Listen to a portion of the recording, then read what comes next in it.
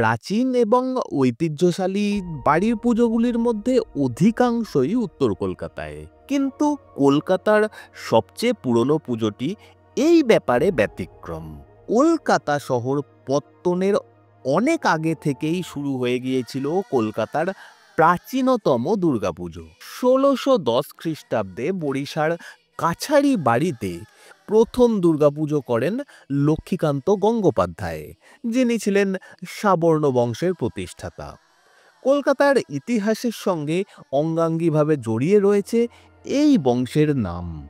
সময়টা ছিল কলকাতা শহর পত্তনেরও আগে। সুতানুটি, গোবিন্দপুর এবং কলিকাতা ছিল তিনটি গ্রাম, আর সেই আমলে ১৩০০ টাকায় এই তিন গ্রামের স্বত্ব স্থানান্তরিত করা হয় ইস্ট ইন্ডিয়া কোম্পানির নামে। এই তিন গ্রামের স্বত্ব ছিল লক্ষ্মীকান্তের হাতে। মূল নিবাস ছিল হালি শহরে।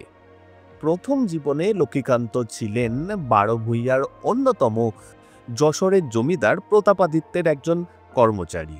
সেইখানে তিনি মজুমদার পদে ভূষিত হন।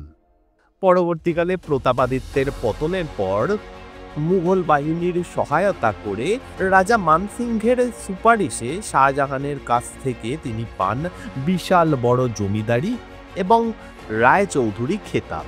কথিত আছে পরবর্তীকালে নাকি মুঘল বাদশাদের দরবার থেকে এই বাড়ির দুর্গাপুজোর জন্য আসত উপঢৌকন। লক্ষ্মীকান্তর আদি নিবাস হালি শহরে হলেও জমিদারির সুবিধার জন্য তিনি বরিশায় কাছারি বাড়ি এবং বাসস্থান নির্মাণ করেন। ১৬১০ সালে প্রথম ৮ চালা মণ্ডপে দুর্গাপুজো শুরু হয়। ৮ চালার লাগোয়া ১৬টি থাম বিশিষ্ট একটি নাট মন্দিরও ছিল।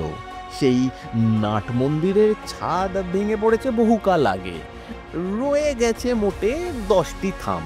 সাবর্ণ রায়চৌধুরী পরিবারের দুর্গাপুজো অনুষ্ঠিত হয় সাবেকি মতে বিদ্যাপতি রচিত দুর্গা ভক্তি তরঙ্গিনীর রীতিনিয়ম অনুসারে।